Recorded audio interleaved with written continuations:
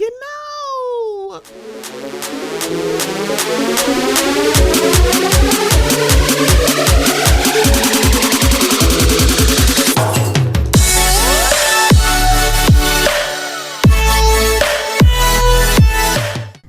Hello, this is Stephanie, and this is the Mocha Minutes Podcast.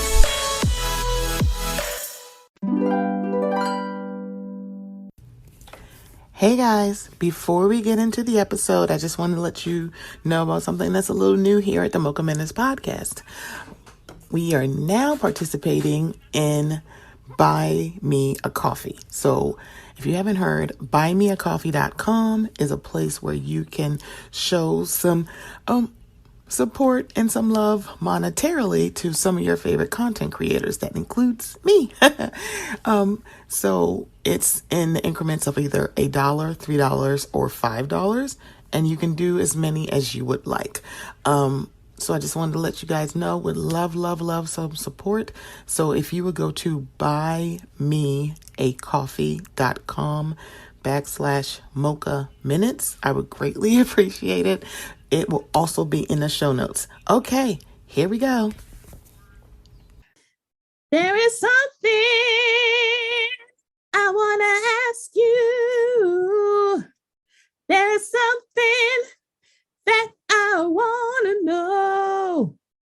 And to this question, you have the answer. So tell me what I want to know. Do you want a funk? Do you want a funk? Won't you tell me now? Won't you tell me now? If you want a funk, let me show you how. Do you want a funk with me? Do you want a funk with me? Hello, and welcome back to the Mocha Minutes Podcast. I am Stephanie. Thank you so much for joining me. If you do not know that song, you are not a real one. I'm kidding. 40% of the time. Okay, about that. I'm 40%. It's a 40% kid. 40%. So welcome to June. So let's run down what June is. In June, we celebrate fatherhood. Ooh, that's heavy when I think about it. In June, we celebrate Black music. In June, we also celebrate Pride. There is a TikTok by someone who in Beaujour. He had a visitor. I think this is his friend or his coworker. He was driving. He saw his coworker, had a bunch of balloons. They were rainbow, had I think flowers, also a cookie cake that had rainbow stuff on it. And he was like, Tyler, and he said, excuse me, happy gay month because you gay and stuff. And when I tell you, I fucking died. I'm like, first of all, that's not funny. Second of all, I do that shit. And he's like, why would you bring this? Because you gay. Obviously. It's because you're gay. About?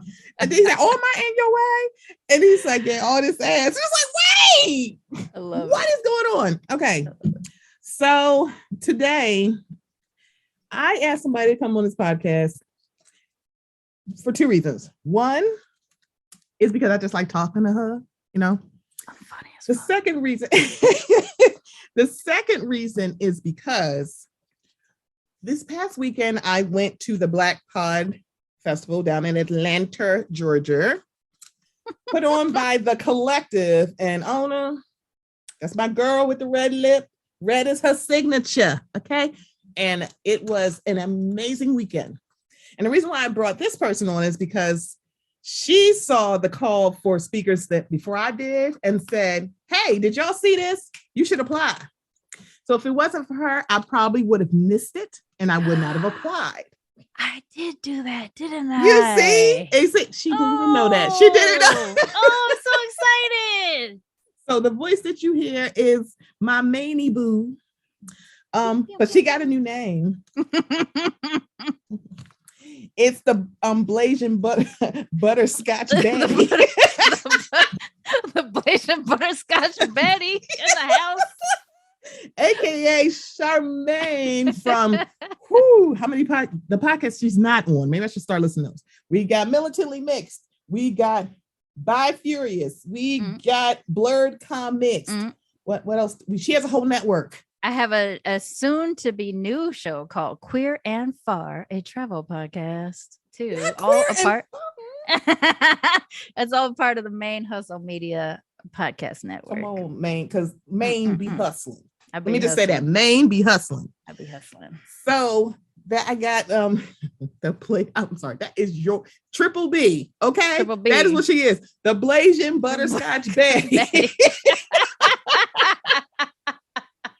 Hey, I'm hella light skinned, so you know. So I asked her to come to the pod, basically to interview me about the Blk Pod Festival. So now for this episode, Mocha Minutes is now Butterscotch Minutes.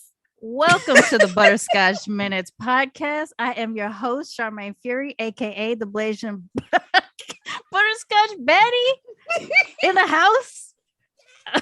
Thank you. We're getting that. Like, I'm excited. What? Thank you so much for inviting me to talk to you about this because one, I did not have that on the top of my mind. I do remember dropping that in there in our group chat. I do remember that, but I didn't really make that connection when you sent it to me. No, now that I understand that whole text message situation. Wow. Sometimes again, I'm 44, so sometimes it takes a minute.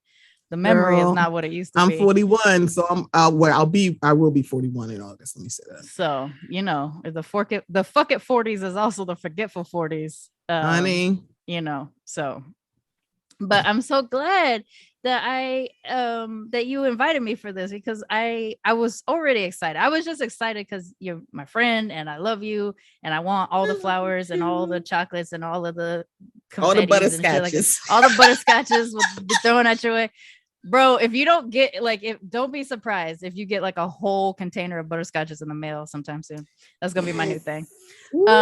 So thank you for inviting me to do this and to also get to take over your show. Yeah, I know a lot of people don't do it. Don't let Shawnee hear this. He'd be like, "Excuse me." I'm excited. I think you can trust me. I'm not gonna. I know that I can get a little wild sometimes when I'm not on my own shows because I can cut up a little bit. You can, but then you always invite people. Come on in here. Let's come to my show and cut up. Okay. Yeah. Like okay.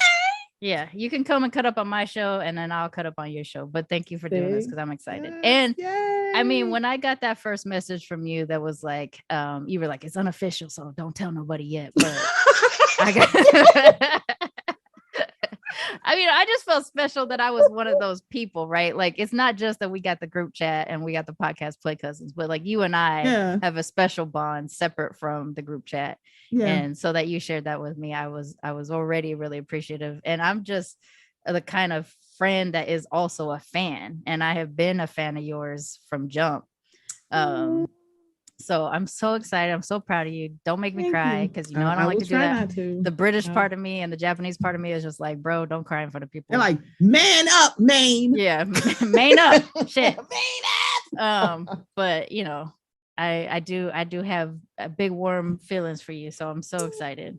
And I know we were talking and leading up to it because there was a period of time where you're just like, I got the invite. I'm coming. Like it's gonna happen. I've never been to Atlanta.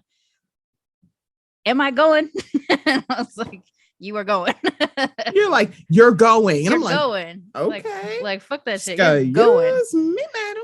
So why don't you tell everybody first, what was the panel discussion that you were doing at the Blk Pod Festival? Good. Yeah. So I actually look at me. I came in with no notes. She's saying like, look, let me tell you something. I dropped a good question right off the top. Boom. See, this is how it's going to be. Y'all like, did y'all get married yet? You and I can never get through a conversation without like mad giggling and just like absolutely not non sequiturs. I cannot wait. I am getting my ass to Baltimore. One of these like it's been on my mind. I'm gonna make it happen. Yay! Oh my gosh, make it part of your podcast that you're traveling. But listen, so any opportunity. Hello. So excuse me. I actually got to give I was actually a speaker. So this is I think my fourth time speaking. So it's interesting. So the first time I was on a panel. Then the second time and that was an Afros and Audios. The first one I was on a panel. I know the credits. I don't even need notes. I don't need notes. I'm a fan. Shit. Oh my gosh. This is my third. 1, 2, 3. Yeah, 3. This is my third time. I have to think. No, it's not. It's 4th. Sorry. It was. So I got to, because I was like, wait a minute, no, I got to give everybody my credit, their credit, because I got my Blasian here, and there is another person who like kicked me in my ass, and I was like, girl, get you somebody gonna kick you in the ass. So the second time I spoke at iPhones or Audios, that was virtual, right? And I was like, this is. It's kind of like, it's very interesting to look at, because you're like, okay, I can do this. So the third time I spoke, again, Afros and Audios, virtual. And then I spoke at PodFun, and that was also virtual. This is the 4th time. Yeah, 4th time I've spoken, first time in person, and I was a speaker. I wasn't on the panel. So the first time in Afros and Audio, you went though, right? I went. We were that in was person. That was pre-pandemic. It was pre-pandemic, and I was on a panel, which was great. So it was like I was on a panel. It wasn't like I was just by myself. You didn't have to foot the whole bill right up the jump. That's so great. it was like, it's a little bit like, okay, I can do this. I can do this. I can do this. So I was just like, this is a big deal. So my topic was about your voice powers your platform. And I think when we think about podcasters, and especially Black podcasters, sometimes we are called on to talk about things, even if that's not what we're doing. Because they're like, wait a minute, I'm only talking about television. I got to talk about race too. Yeah, probably, girl. Just because we're brown means that we got to. It's like, no, because they're going to call you. It's like, I have friends who talk about Bravo. Now, Bravo is about reality TV. Fast forward to June 2020, and, no matter what your podcast was on, you found white people, because of George Floyd, because they had to watch a 8-minute video. By the way, sidebar, I have never watched that full video. I don't think I ever will. I can't. I have seen more of it than I wanted to see, but I cannot also. And having grown up in Long Beach and seeing that shit happen in real life, I don't need to watch any of the videos. Yeah. You know what I'm saying? Like, it's kind of like, I've never seen it, and I don't think I'm going to see it. And I didn't like that, because of the trial, I learned it's actually like 9 minutes. Yeah, it's close to like, 9 and change. Yeah. I was like, oh, I didn't need to know that. I could have went my whole life not knowing that it's actually long. That makes it actually kind of worse. That makes me feel for that young woman who filmed it. Yeah, it's 8 minutes and 42 seconds from time that his knee went down. And I worked at a private school in LA at the time who decided to kneel for 8 minutes and 42 seconds in solidarity ? It's the question mark for me. Question mark? And then now I live here in the 3rd ward of Houston, which is where George Floyd is from. So George Floyd is always present. There's murals everywhere. There's a memorial to him, I think, where he used to live down the street from my house. So he's a constant presence in my life here, in all of us who live here in the 3rd. But it's 8 minutes and 42 seconds. And then the video itself is a little over 9 minutes. Yeah. I was like, great. I didn't need to know that. So when I think about that, it's kind of like, for us being on a platform, it's a very big responsibility, even if you're not. Because I think during my talk, people were like, oh, well, you don't talk about current events. It's like, okay, what if you were talking about, if you're a travel podcast? It's like, if you're not travel discussing, while Black. Hello. It's like, if you're not giving tidbits, if you're just like, I'm a travel podcast, and you're not talking about places where Black people may be unsafe if they travel internationally, it's like, are you helping or hurting?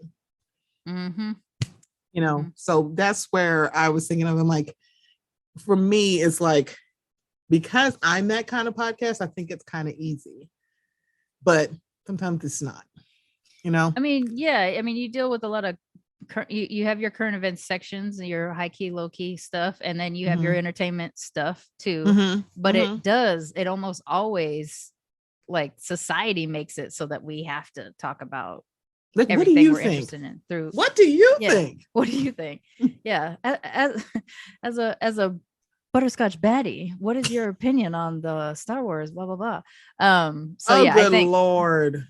I haven't. I'm going to binge the episodes of Obi-Wan out of solidarity for Moses, because I was like, oh, first of all, Moses is fine as hell. I would also Ain't ruin she my life though? for Moses. Oh my God, not also. Let me tell you something. It was like, y'all like, oh my God, this is so bad. If the, like, literally them announcing a black stormtrooper did not give you any kind of inclination that the Star Wars fandom was racist, I don't know what is. Word. They're racist, misogynistic, xenophobic, you name it. First of all, in the trailer, what they were giving was Black Jedi. What they gave was not Black that Stormtrooper. That's so, true. It was just kind of like, what? They already pulled the wool over our eyes, because that trailer was making us feel like, even Samuel L. Jackson, aka my dad, told him, like, my son, like, as in fellow Black person in the Star Wars universe, you are my child. So he was talking about Black Jedi Lives Matter and shit like that, and then we get Black Stormtrooper, and you know what? John Boyega did what he did, and I absolutely love that man, and I will ride, hard. I like how unapologetic he truly is. He's like, look, I don't give a good goddamn. Y'all pissed me off. Yeah, and he stood up for Moses too, because like he came up for Moses, and he was like, y'all don't think it, like, how many people slid into our DMs for that anybody else had to deal with the stuff like that we've had to deal with, and then like I said, extends. What's her name? Kelly Tran.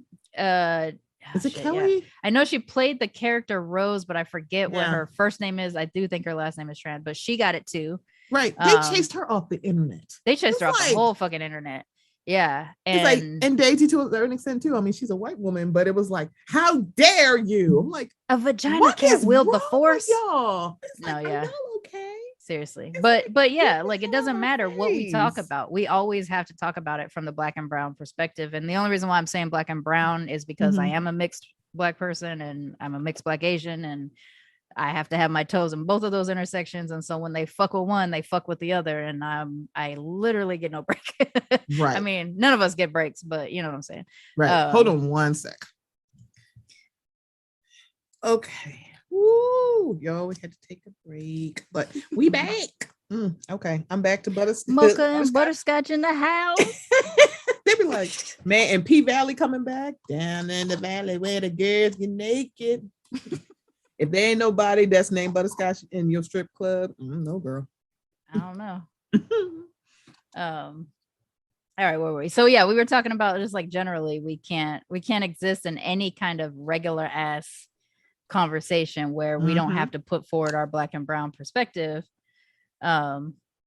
which is a lot different than like what a white woman I think would experience about like from a woman's perspective, because ours is from a woman, from a Black or brown person, from a, like we got all these commas to everything we talk about. So like, way too many, so that you can't just have a fuck around podcast without it also being very serious about race and identity and stuff like that, which is my entire bag. Like every show I do is about identity and race in some form or fashion. Like, why you like talking about this? Like, because I like being Black. That's why.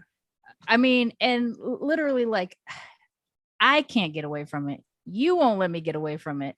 What? So yeah, this is what I'm talking about. So even my queer podcast is from the Black and brown perspective as well. Although I've been inundated lately with a lot of white people because I'm doing a series on polyamory, because I'm polyamorous, and it's really hard to find the Black and brown and poly folks, because I keep getting hit up from white folks, and I'm just like, just a reminder, this is a LGBTQ plus POC, people of a global majority.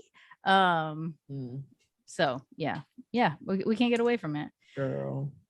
So this was entirely you. Like, you didn't have panelists. You weren't you awesome. Yep. I was like, it didn't hit me until I was standing in the room going, I really am just a speaker and I have a captive audience. OMG. I love this for you though. I was like, ooh. Seriously. Like, oh gosh, I can do this. That's all I was thinking. I'm like, ooh, I can do this. Yeah. Okay. So did you feel like you were ready for it when it happened, or was it one of those things that you were kind of going through the motions until you actually got there on stage and you're like, oh shit, I better be ready? So this is the funny thing. I did my presentation and I did a dry run, and I had So shout out to, I did it with my mom. My mom was there. Excuse me. So as she actually did. I've been crocheting braiding my hair for like basically the whole pandemic, even like a few months before. So my hair, seemingly, I feel like I'm natural, but I feel like I am, but not really. So she actually did the cornrows for me to put my crochet braids in, because I am a novice when it comes to cornrowing, but my mom is like a Jedi master at this. And she's like, oh, of course I will. And so I went to her house. So shout out to Kendrick from Reality and Comics 2 podcast and Taria from the What Else Is Going On podcast, because they joined me on a Zoom call and they listened to my presentation. Oh, that's dope. So while you were getting your hair done, you were also had people zooming in. So I actually, it's so funny. So I actually did the presentation, and then my mom did my hair. So gotcha. Oh, I just went Japanese for a second. What I said was, I got it. That's so funny. I went Japanese for a minute. Sometimes it just slips out. You are so like, oh my God, that's so funny. That's it. Yeah. I don't have to do Duolingo. I'm just gonna come to Sharmane. Just show up on me. I'll teach you how to say bad words and like things that you insert, like filler words and shit like that. That's the peak Japanese performance I got. Ooh. So because I did dry one, I felt comfortable. Good. And it's like, mind you, I had my presentation, but it's like I felt, everybody's like, were you nervous? And I'm like, I think I would have been nervous if I hadn't practiced. Sure. And I think that's what it was. So it was great to basically, because one, it was still on Zoom. It wasn't like, but my mother was in person. Right. So I had the best of both worlds. I had people virtual, and then I had her there. My brother also was there, but he had to leave a little bit early. He had to go pick up my nephew. So he was there too. And he was just like, oh, I'm so excited for you. Like, so he couldn't stay for the whole presentation, but he did hear some of it. He's like, I like that part. I liked it. So the fact that my mother, and I don't know if it was like, actually, I know. Even if my mother's not a podcaster, but she liked the presentation because she understood it. Because she's very much about, it's what you say and how you say it. Yeah. So it's kind of like, the fact that she appreciated too is like, okay. Because the folks that attended my session, a lot of them were newer podcasts. So people who are like maybe either about to celebrate a year or just a little over a year. There weren't a lot of veterans, maybe like 2 or 3 veterans. But it was kind of like, because there were so many sessions going on at the same time. Yeah. A lot of people who were like just starting out, am I going the right way? It was great to have people who were new, like, yeah. And from the jump, like from the moment you entered the space that was the Blk Pod Fest was at, like you felt in community, right? Like you felt like you were comfortable and everything, and my God, nothing threw you. I didn't feel like, oh my goodness, imposter syndrome. I think the first time went to Afros and Audios, even though it was their first podcast festival, it was a lot of veterans in the room. I remember you having imposter syndrome. We talked a little bit about it. Right. I was like, what am I doing here? It's like, and I was like, you motherfucking Mocha minutes. I know. That's what you're doing. Let me tell y'all something. She was like, girl, what you mean? I'm like, but I'm just saying, because I got white cheddar Cheez-Its from Diamond from Marcia's Plate. No. Okay. I'm like, okay. I'm like, this is the most auntie shit I've ever seen. That is my girl. Okay. I was like, what are you eating? And because when she had, like, you know how like usually cheeses come in a bag. I was like, wait a minute, in Texas they come in little boxes and they cute and shit. I'm so mad. I haven't seen that. I know I'm out here in Texas, but I ain't seen that. She had like, it was like a little bag, like basically the same size as like the little bag that you get from the store. It was in a cute little box. I'm like, I am so jealous. That's funny. Your little cheeses come in a box. And I got to meet Queen and Jay from Tea with Queen and Jay. I had listened to the episode they put out right before Afros and Audio, and Queen was talking about she didn't like to be hugged. I remember that. So when I saw her in the corner, I was like, I just want to say hi. I'm not going to hug you. And she went, you listen. She looked at me like, oh. Listen, that goes a long way. Right. And she hugged me anyway. And I was like, y'all, Queen don't hug everybody. I just want you to know. Listen, I'm the same. I am Black, Japanese, and British. I grew up with the British grandmother and a Japanese grandmother, and there was not a whole lot of affection in my childhood. So I am weird about, well, not weird. Y'all are weird. I'm not. I'm just like I'm tentative about it. Like it takes me a minute to get there with folks, but like you, I've known, even though virtually, I've known for almost 4 years. Yeah, about 4 years, I think, because I'm about to hit my 4th anniversary. So maybe just under 4 years or something. Right? And I already feel like I can hug you as soon as I see you. That's not gonna be a big deal. I know I've hugged Brandon. Oh my God, I hugged Brandon too. I've hugged and Devin. And Devin. Let me tell you something. I feel like when it's not an if, or when I meet Rashani, I probably am gonna cry. Rashani, like we had such a weird relationship because we went to the same high school, but we didn't know each other at the time. But I knew his brother. Very interesting. That like y'all, like high school should have been super. Did y'all graduate the same year too? No, so he's a grade or two. He's 2 grades under me, and I'm 1 grade under his. And I'm 2 grades under his brother, I think. So I knew his brother because his brother hangs with my cousin. And so I knew his brother, but his brother didn't remember me. So when I saw Rashani a couple of years ago, wow, that was pre-pandemic. Last time I saw Rashani was a couple of years ago. I was up in Sacramento doing my own speaking engagement. And so Rashani left work to come in and eat with me. And his brother just so happened to walk into the same spot that we were eating. And so he's like, that's my brother right there. I'm like, yeah, I remember him, but he didn't remember me. I also don't have curly hair anymore and shit like that too. So not that I mean, had curly hair. Oh my God. I did back in the day because I really struggled. So the thing is, like, I grew up in Long Beach. I grew up part-time in Sacramento, part-time in Long Beach. But when I was in Long Beach, I was a Black girl who happened to be mixed. Like I was a Black girl with a Japanese mom, right? It took me leaving Long Beach to find out that I was not Black to other people. And so I really struggle with like not being outwardly Black to non-Black folks. Like Black people always can tell I'm Black. It's no question. It's in my face. It's in my body. Right. But my hair is mostly straight. It gets wavy after a period of time, after a certain length and stuff like that, but not wavy enough where you look and be like, that's mixed girl hair kind of a thing.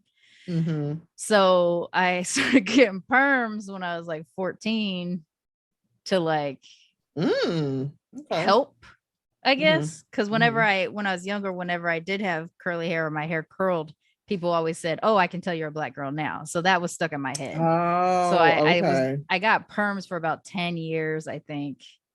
Yeah, about 10 years.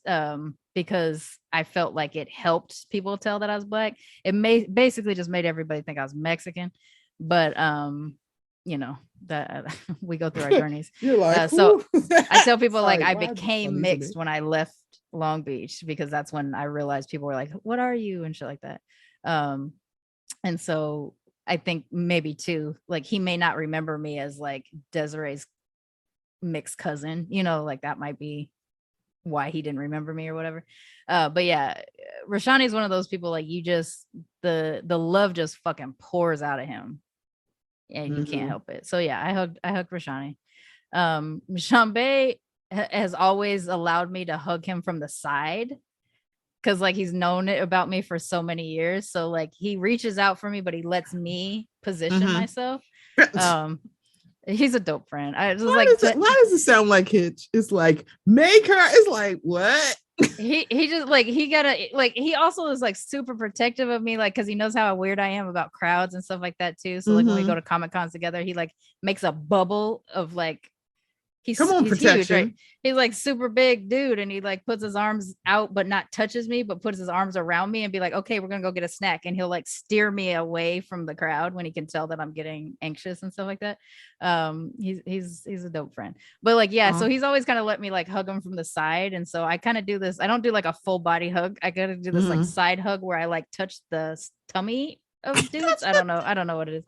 Yeah, I feel Maybe like it's because I every like podcast that I'm going to cry that I haven't met yet. Wade, yeah. this is the same way. Yeah, It's like I forget that I haven't met Wade and you in person, and even like Mike too. Like Mike, yeah, like he just reaches out for like auntie advice all the time, and I'm he just like, yeah, does, baby. because I was like, wait, because I met Brandon, Devin, Michael. Yeah, met Mike. Y'all live not too far from each other, right? No, I did. Michael was there too, because we had okay. me and Brandon had actually went to go see Knives Out together, which is why I was like, I love that movie. I love and that we movie also too. all had dinner. It was me, him, and Mike. We all had dinner, I think, after That's the cute. movie. I'm trying to think, after or before the movie.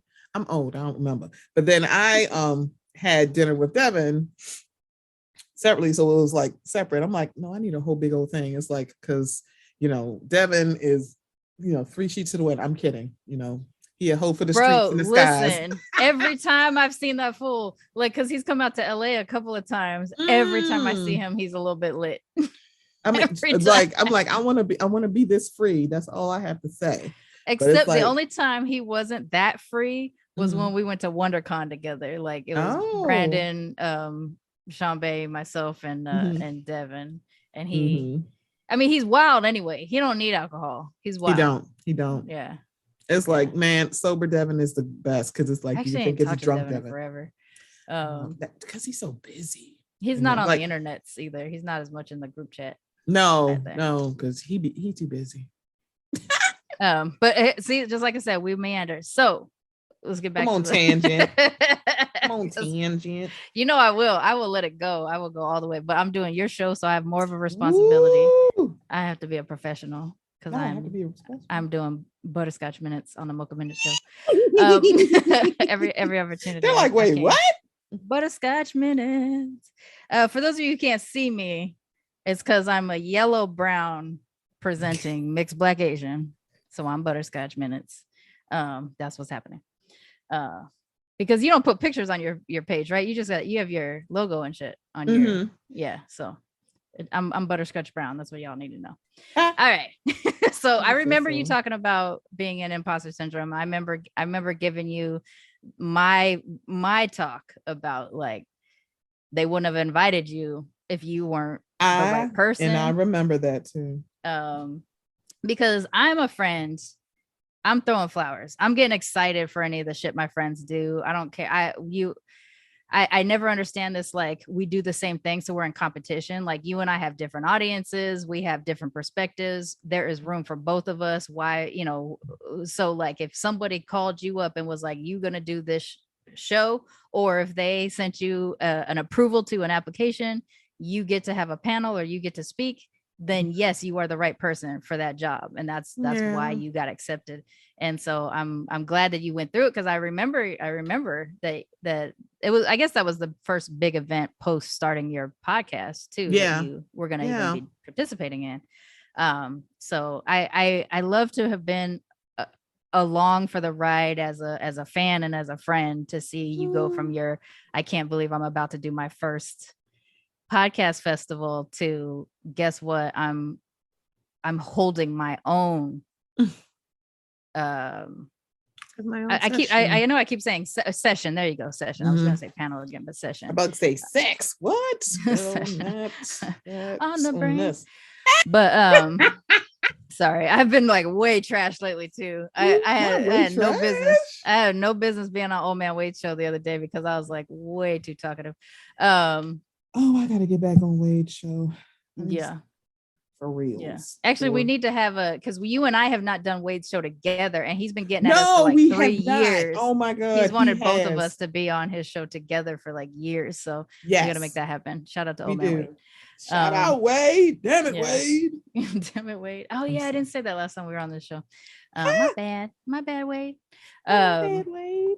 But so I'm glad to see you hit this direction where like I can see a future in which there isn't a podcast festival that you don't have a session, that you don't get to talk on things, whatever that ends up being. Like it could literally just be a thing for the Bravo sets, like it doesn't always have to be as much as people like to make it so that we can't talk about anything that doesn't include race, I think it's also a case that you can legitimately, like, I've seen the I don't know what's going on because I don't watch Bravo and I don't know the shows. Oh my God. Can I just tell you sound like Cook? She'll be like, girl, I'll be watching the shows. I'll just be like watching you talk about it. I like, legit, like, I follow your whole Twitter thread. Like, you will go back and forth with people and stuff like that. And I'm just like, just here, like, that's my Bravo show is you tweeting to somebody else, or like Love After Lockup or whatever it is. Like, you'll drop all these on Love After Lockup. You drop all these things, and I'm just like, yeah, I don't know anything about this, but I know Stephanie knows. So like, I think that would be fun to get to see you be able to play at it too, that it doesn't always have to be this. But I'm also excited that that's something that you did, that you talked about the usage of our voices, because I think it goes beyond, I've said this on my show too, so I believe this. It goes beyond just like using our voices for whatever reason, whatever service, whatever activism, like what, it goes beyond that. It's the literal listening to the sound of a Black woman voice. It's the listening to the sound of a non-accented Asian person's voice. You know, like, I think, you know what I'm saying? Like, these are important things to have here so that people's ears get trained to hear us, so that like they don't freak out to find out that Elmo is voiced by a Black man. You know what I'm saying? Like, that, the reason why that popped in my head is because someone mentioned it on my show the other day, and I was like, oh yeah, that people did freak out about that. But like, they really did. They're like, what do you mean he Black? He also went to my college too. Oh, he did? Yes, he's a Towson. He's a Towson grad. It's just so funny to think that people can't, or just like animated voices, like they can't even believe that there's a Black person or a brown person voicing a character and stuff like that, and they feel somehow betrayed. So I think it's not just that it's important what we say. I think it's also the sound of our voices is very important, and elevating opportunities that allow us to use our voices beyond podcasting. Podcasting is crazy accessible. Like, with Anchor and with you having a phone, you could literally start your podcast and, like, you know, get it going. And then of course you can start adding money to things as you are able to do it. So there's a lot of access, and using those opportunities for us to speak, I think, is important. And I think it's fun to be able to have a show like Mocha Minutes where you get a little bit messy about what's happening in the news. Or can you imagine if I wasn't doing this and I wasn't being messy or trying to just play it safe? Listen, I think you and I probably wouldn't have been able to connect. I think so.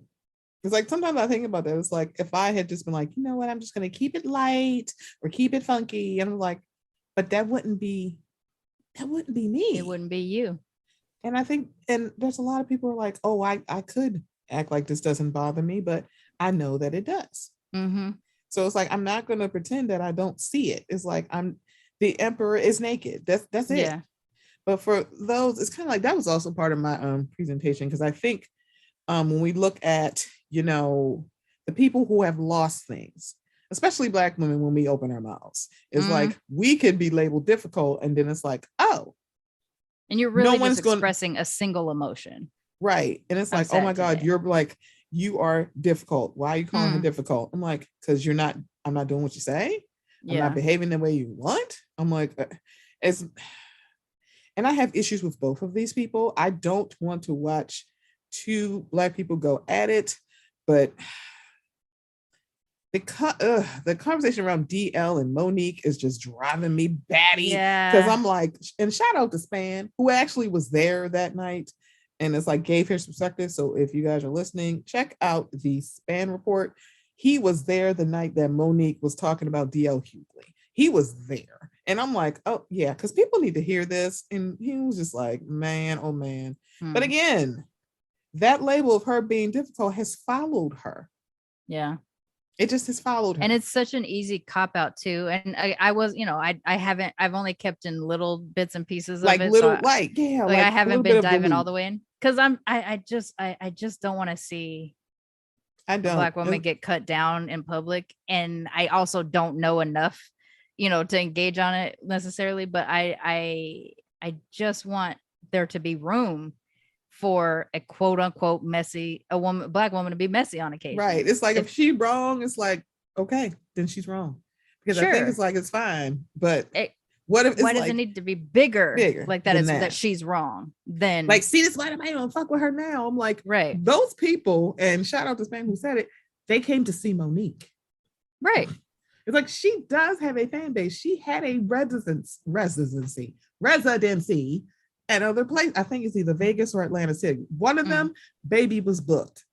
And I think, and I haven't dug too deep in it. So seriously, that's why I say y'all need to listen to Span, where basically DL allegedly did not want to, he was not going to follow Monique. So they essentially, and it seems like this is more on the promoter's head than anybody else, not really DL, that they put DL last.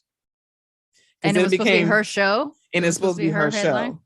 And I don't know if they're trying to say like, oh, if we didn't put DL on, nobody would have bought the tickets. And it was like, to Span's point, I didn't even know he was going to be there. Listen, but that's the amount of times that I would not pay attention to DL Hughley. It's like, the thing about this, he is the fourth funniest king of comedy, and there was only four of them. Oh, that's funny. I'm sorry. I usually don't shade him. I'm kidding. Yes, I do. I'm like, I'm going to forever shade a man who, you know what? Nope, I'm not bringing that up on this. Nope, can't do it again. That's I won't funny. do it. Then I'm like, no, because I'm sorry, I'm not.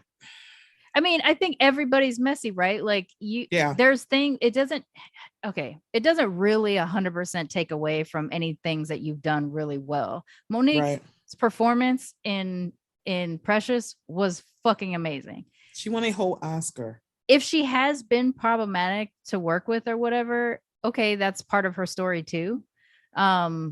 I mean, I think to me, the most problematic thing I really ever witnessed was the whole "you shouldn't wear bonnets out in public" thing, which is just like it's unnecessary to talk about. Like, girl, if you don't shut up, it's like, you don't know my life for you. We were all rooting for you. Right.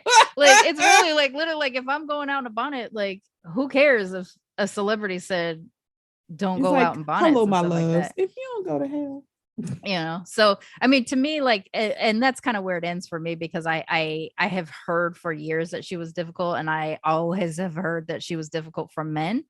And I also know, as a Black and brown femme, that I can be difficult when I'm literally just doing my job, or I'm just existing or breathing. You're like, why is she difficult? Do you know what she did to me? Like, she told you no? Like, she told you no. Like, I just said no. So, I'll take it with a grain of salt. And the thing is, has DL had some videos where he said some really good, smart stuff about what it's like to be a family person, or what it's like to yeah, sure, fine. But he's also been out there being trash. So that's the other part. You know what I'm saying? Like, I don't want to see us cutting each other down.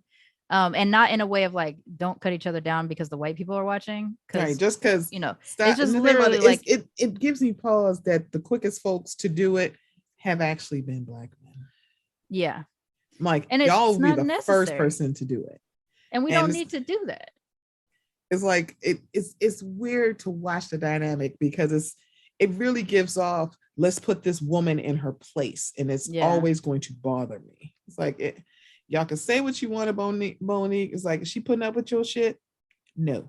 Also, if she's angry now because for fucking decades she's been treated as the difficult Black woman, when she might not have been sometimes, I'm not saying she can't be. I'm saying it's very possible she wasn't sometimes, that she's been accused of it, because I think all of us really odd about that whole, how dare she want to be paid for promoting Precious. You know who did that and no one said that he was wrong? Kevin Hart. No one gave him shit, and I don't know what it was. It's like, you're gonna have to pay me to do promotion, and they paid him. If it's not part of their originally negotiated contract, then yes, they absolutely should pay them.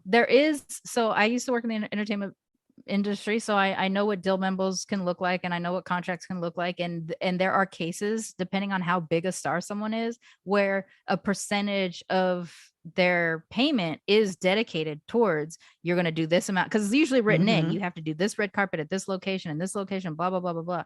So if you are telling if you're telling somebody you need to promote this part was not in your contract where you need to promote it at XYZ place, but this place was not in my contract, then what are you paying me for the extra time and labor? And why doesn't she deserve extra money for extra work just because she already got paid for doing the movie? She got paid for doing the movie.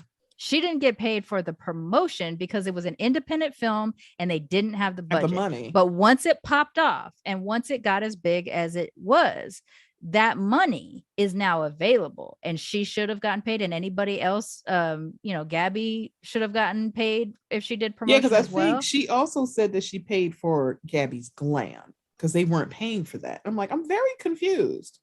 Yeah, so I get it. Like, we were an independent movie. I'm like, but you had the backing of Oprah, so it's kind of like it's so much nuance there. Yeah, and the thing about it is, I'm not. It's like, is she loud and boisterous? Yes, because she was trying to tell me about this bonnet, honey, and I'm like, and talking about mental health. It's like, girl, if you don't shut the hell up, I am just going to Walmart. And you like you stood on the premise. I gotta get my whole head done just to go. I gotta get my head done to go to the Walmart. It's like they're flying on a petri dish and you're telling them they got to show. I'm like, girl, do better. Also, what's the difference? Honestly, it's a head covering. What is the difference between wearing a bonnet to Walmart and wearing a baseball cap? Girl, I don't know. But the fact she's like, y'all wearing pajamas, I'm going to Walmart. Or like, they're at the airport. Girl, I don't care. Fly comfortably. It's like, girl, I don't have time for this, but that is not about. So this is what I'm talking about. Like, we are a mix between regular ass people that can be problematic sometimes and helpful to the community as others. And that's the other part. As Black people, we always have to be helpful to the community when we're out there doing something public. Some of us want to do that with our platforms, and some of that time is dedicated to that. But sometimes we want to fuck around and be nerds, or or talk about goofy shit. And why don't we have that? Why don't we have that space? So why don't we have that option? I mean, I know that we meandered a little bit, but it was kind of off the topic of your voice session being about using your voice. I think it's just as important to use your voice to be fucking around and having fun. Mm-hmm. I mean, the whole frolic videos on TikTok is proof. Sometimes we just need to see us happy. What you mean that we can't frolic? Bitch, this ain't about you. You can frolic all you want, but you're not frolicking on a bandwagon and hashtagging it. Weird to watch. Black boy joy. And it's like, you see that, and it was like, literally, read the room. Read the room. You don't have to be present all the time. You don't. White people, I know it's a surprise, but guess what? I lived most of my life barely seeing white people until I moved to Sacramento. I went most of my life where the only white person I saw on a regular basis was my British grandmother, because she lived in my house. I did not have a white-centric childhood. I didn't start seeing white people regularly until I was 15 when I moved. Really? Yeah. I don't have a white life. Like, I don't have a white. I don't have a white life. So I don't I don't center whiteness. Like, it's not my default, where I know that even for a lot of Black folks, it is their default because their existence is surrounded by whiteness. I grew up in Long Beach, in North Long Beach, where I went to. It was predominantly Black and a little bit Mexican and a little less Asian, and then like 5 white people that got high in the parking lot. You know what I'm saying? Like, I don't center them. I have some of them in my family. Technically, ethnically, I'm half, but I don't know anybody. I know one lady. I know one white lady in my family. Really? Yeah, just my nana. No, I know one white lady. I mean, I have eventually, like, I've met a cousin from Australia and shit like that, and we hang out, we travel or whatever. But about that. Yeah, so I have like 2. I've met 3. I've met 3 white people I'm related. No, actually, okay. Now that I'm thinking about it, I've met 4 white people I'm related to. My British nana, my 3rd cousin who lives in Australia, my great uncle, which was my nana's brother, and my white grandfather. I've met like a handful of times, but I don't know him. I don't know any of these people regularly. So what happened? I don't know her. I don't know who this man is, but sorry to this man. So I don't have a very white centric life. And I mean, even though and now I live in the 3rd ward of Houston. So I'm not around white people very often. I was when I lived in LA and shit like that, but and when I lived in Boston, but I don't have a white centric life. So whites are not my default. What is my default is Black women. And I want to see Black women goofy. I want to see them be nerds. I want to see them be fucking fairies or mermaids if they fucking want to be like it's happening on TikTok right now. Listen, Black Fae and Black Mermaid TikTok, my whole life. Every day. My whole life. I'm here for it. It's hella fun. I like that. It looks so fun. So when I think about this, like when I see that we're the ones cutting each other down, and or that someone's trying to get a bigger paycheck than a white woman or than a Black woman just on the merit of having a penis. Fuck you. Yeah. So this is gonna make me delve more into it, which, girl, why? We didn't need to. I was like, damn it, I don't want to get this far into this, but yet y'all, like, every time I try to get out, y'all sucking me back in. It was like, damn it, I don't want to have to deal with this, but yet here I go. Yeah, I go. It's like, I heard y'all were looking for me, bitch. Here I go.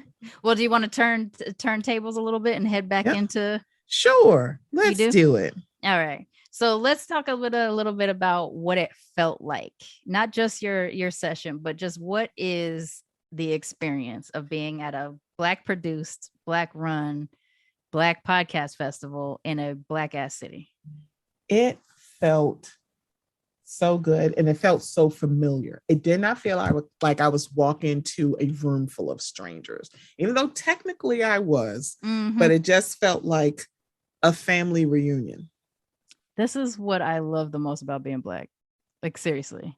I say this in a way that means like historically, I think the reason why we say we're family, why we call each other cousins and shit like that, is because like they literally took us from our homes and our families. They separated us. And then when they got us here, they separated us further and took us from our mothers and our fathers and our, took our babies away. We were ticks in a book, not even a name, just ticks. So like we literally don't know we're not related. Right. And I feel like there is something there as to why we feel like we're family when we enter a space together. And I think that's the most beautiful thing about it, is that it didn't, I'm like, have you met this person? No. But OMG. Are we cousins? Yes. It's like, absolutely. It's like, oh. Love it, love it, love it, love it. That's good. And you hadn't been to Atlanta before. So did you get around? So I didn't get around too much because, when I did my travel, I took a train down just so I can have like I'm not doing anything. Time. I'm like, oh, I got to rush and get there. I don't, because I'm just going to enjoy. Nice. Right? I'm glad you did that. So I didn't rent a car because I was like, I have too many people that I know who live in Atlanta or from Atlanta complaining about the traffic. I'm like, girl, do you not have a bad traffic town? You don't live in a bad I live in Baltimore, city? So it's like I'm used to that. It's like if you're like in a heavy, like a metropolitan area. Yeah. Everybody has their own traffic, and it's something you just used to it. I'm like, girl, I hear about it. One, I just heard it was like congested, but also some of these folks can't drive. And I'm like, girl, that sounds familiar. Everybody in the metro area, they have that kind of story. So it's like I didn't meander around too much, but I did, and I'm a Bravo fan. I went to Old Lady Gang, which is Candy Burris's restaurant, and the food was good. And I was like, okay, it's a nice space. I saw a few of the cast members of Candy and the Gang. I saw Chandrika. Everybody who's listening, like, who? I'm like, if you are a fan, I saw Chandrika, I saw Torin. Patrick was parking cars. So I'm like, they are working. And so at the time they were really, really working. Okay. And there were no cameras. And y'all were asking, they were not filming it the day that I went. So there's that. Man, you could have been just in the background on an episode. In the background, like, you would have lost your damn mind. Right, exactly. I'm like, could you imagine? I'm gonna have to sign a release. Of course I will. Let me sign this release real quick. So it was good. Like, Chandrika was adorable. But it's like she was working. And I know people are like, you didn't get a picture with her. I'm like, she was at work. And hello, hi. As a professional, I'm like, I don't bother too many people at work. Yeah, I used to work in the, like I said, I've already said it, entertainment business. There's so many people I've met that I haven't taken a picture with, and yeah, I would like to remember that, but that's just in your head, like you can't. These are regular ass people who happen to be famous. They have you on a reality show, like they weren't. I wasn't on a movie set. Yeah, they don't want to do that shit. Like it's like they at work. Their work. Like, I remember once I was at my vet for my cats in LA, and we saw Emmy Rossum, the white girl from, what's that show called? Shameless. And True was I so was like, excited. It's A white girl from a TV show, but we watched that TV show at the time, and so Tristan's like waving at her from across the room and stuff like that. I'm like, she is just at the vet with her fucking dog. She don't give a fuck about a fan. Like, leave her alone. He's like, like Tristan trying to turn you into the paparazzi. Yeah, I was like, leave her alone.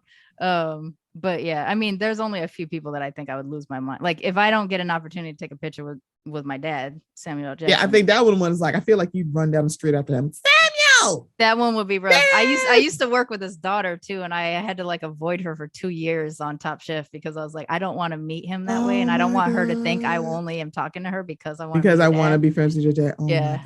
I had a whole like reputation of being like secret, like Samuel L. Jackson's secret mixed daughter. It was like a joke on the set. You are like such a mess. I was so afraid because I didn't know she worked on the show at first, and so I had a whole bunch of Samuel L. Jackson stuff, like my computer background, my wallet, my shirts, like, and people would laugh. They're like, you know who works on the show? And that's how I found out she worked on the show. I was like, fuck. For 2 seasons, for 2 whole years, I had to duck, dodge, and dip out. It was the whole thing.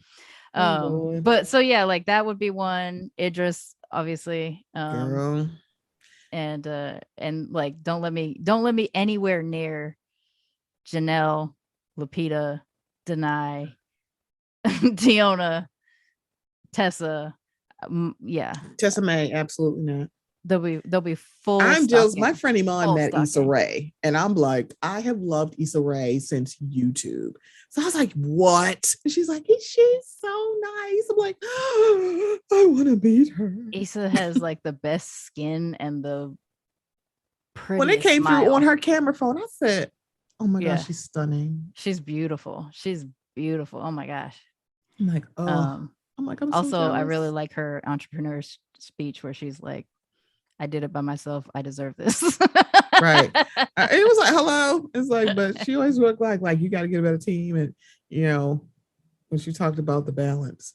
Yeah. And that was the other thing about the conference. I'm sorry, conference. It felt like a conference, but it was a festival. And it was just like, so mind you, Afros and Audios, there is Latrice. That's my I have known her for 2 years. She is heavily involved in the planning with Coach Talib. And I remember, like, we have talked. We had never met in person because, of course, we live in different states, right? I didn't know she was going to be at the conference. Crystal from Dem Black Mamas was also that because she was one of the speakers. I saw it and went, oh, my God, I finally get to meet Crystal in person. So I didn't know. And I think the last time I don't know what me and Latrice were doing. And we were like somewhere, of course it was like online, it was all virtual. And so let me tell you something. The minute I see you, I'm going to attack you. I'm just going to grab you and hug you. And so she came into a session late. The session had already started. So the speaker was already speaking. And I saw her come in and went, what? And you're looking around because it's like, basically, it was interactive. Shout out to Karan from Karanism because she was the speaker. That's my Baltimore sis. Man, you always know everybody's name and show like you just. You know what I'm saying? I met her that day. You dropped the credits so well. Like, it was like, girl, let me tell you something. I try to because I'm like, I'm gonna give people that credit, especially Black women. I want to give y'all credit because we're the shit. We're the magical demographic. I said what I said. I'm not changing it. So when I saw her, she was sitting there because the room was full, and she waved like hi because I thought she wouldn't have recognized me because it's like you see people on like a screen because it was like my hair is different because I think it was like my hair was different, mind you. It's been in braids for like 3 years now, but still are probably worn in different styles. And as soon as the session was over, I ran over to her. She's like, stop it. I'm like, girl, you lucky this session had already started because I was about to attack. I was like, she's like, oh my God, I didn't know you were be here. I'm like, girl, I didn't know you were going to be here. That's fun. I said, girl, I was like to meet people in person. So they had an event like after the first night. And I just looked at Crystal from Dem Black Mamas. I said, we are finally meeting in person. She was like, what do you mean? We've never met in person. This is like, the weirdest thing. No. And she's like, I'm like, it's because of, and that's the thing. It's because of like this right now. We're on Zoom. So a lot of people are like, what? That's not in person. I'm like, no. I just recently met, just 2 weeks ago when I was in LA, I met somebody that I met because they were a guest on my show a couple years ago, and we've become friends and family and things like that. And we happened to fly in at the same time, so that I just took them with me. I was like, I'm renting a car, so come to the car place with me, and and I'll take you to the event.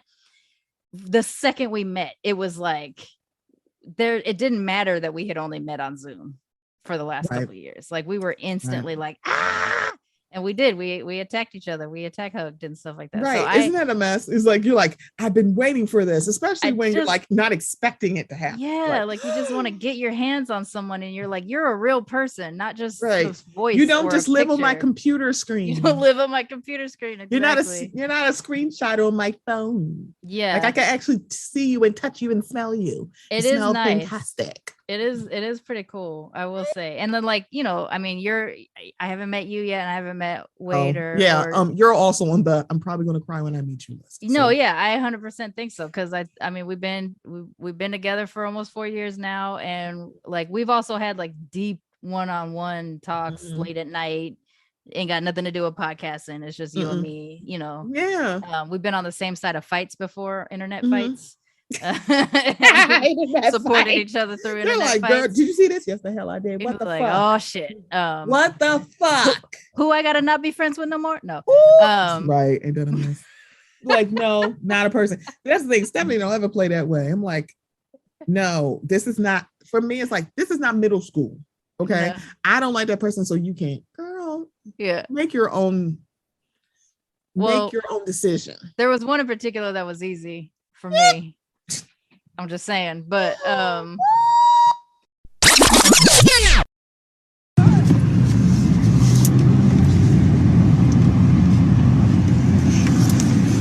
Tyler.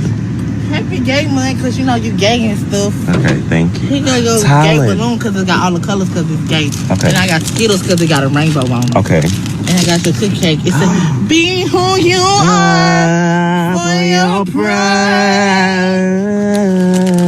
Thanks.